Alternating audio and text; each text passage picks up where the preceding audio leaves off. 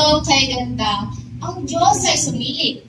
Gumamit ng mga nilalang para tayo'y mahagip. Mahagip ng pag-ibig niya para sa lahat. Isang taong ginamit ng Diyos para tayo'y turuan. Turuang sumunod, magpakatibay at manalangin.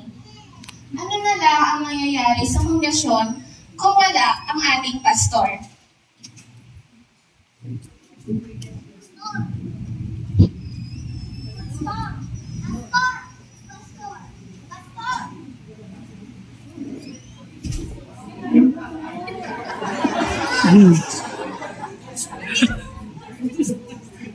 Lanak si Pastor Bob.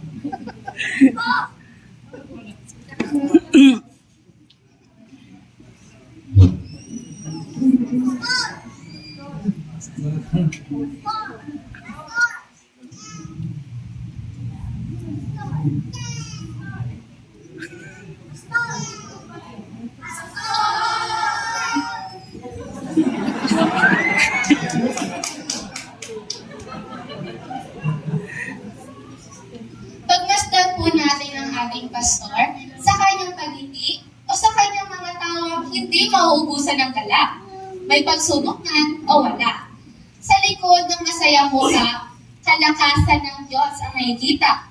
Salamat po, Pastor Bob, sa iyong mga tawa na minsan nagpapagalak sa aming mga bata. Itinaramdam mo po sa amin ang pag-ibig ng isang dakilang manlilikha. Amen.